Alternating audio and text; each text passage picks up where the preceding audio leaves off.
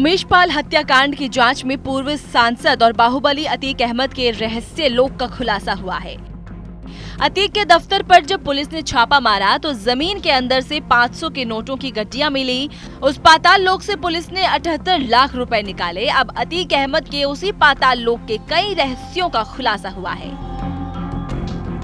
Republic Bharat की team को अतीक के कथित रहस्य लोक के बारे में पता चला है।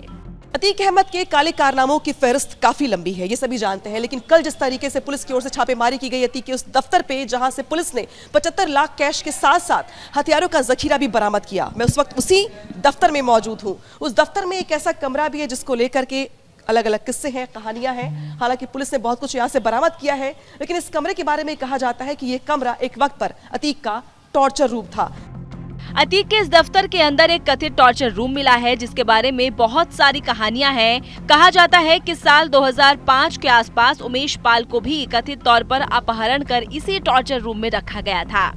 अतीक अहमद इसी कमरे में अपने दुश्मनों को या फिर उद्योगपति या फिर जो भी उसके टारगेट पर लोग होते थे, उनको वो यहीं पर लाके रखता था।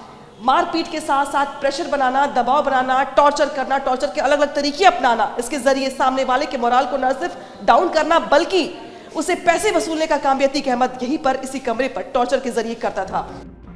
बताया जाता है कि यहाँ अतीक के दुश्मनों को तोड़ा जाता था, पीटा जाता था, उन्हें तब तक मारा जाता था जब तक वो अतीक की जुबान में ना बोलने लगे। देखिए, आपके अतीक के चुनाव के दौरान की तस्वीरें हैं, जब उसके नाम के पॉम्पलेट्स यहाँ पर छपे हुए हैं और चुनाव चिन्ह को यहाँ पे बाकायदे दिखाया गया है। पूरे दफ्तर में आपको कुछ ऐसी तस्वीरें दिखाई देंगी। ठीक कमरे के बाहर वहाँ पे देखिए आपको बीएसपी का एक पट्टा भी दिखाई देगा।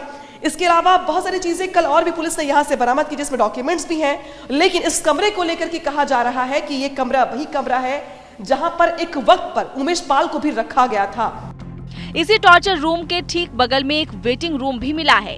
भूल भुलैया जैसी इस इमारत में इस कमरे की भी अपनी ही एक अहमियत बताई जा रही है। कहा जा रहा है कि जब पहले से ही टॉर्चर रूम में किसी को यातना दी जा रही होती थी या उसे 2-3 दिन वहां बंद किया जाता था, तो इस वेटिंग रूम में अतीक के बाकी दुश्मनों को रखा जाता था।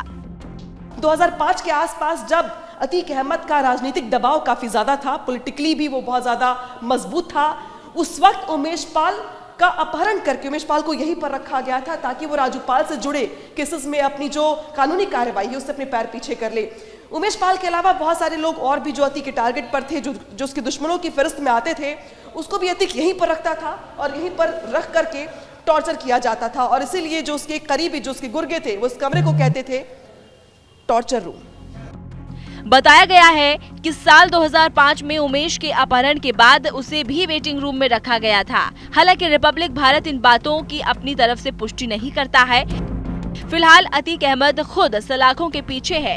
वो गुजरात की साबरमती जेल में बंद है। अतीक के जेल जाने के बाद अब उसका साम्राज्य उजड़ता जा रहा है। उमेश पाल केस में अतीक गैंग पर उत्तर प्रदेश की योगी सरकार कानूनी एक्शन के साथ आर्थिक चोट भी पहुंचा रही है।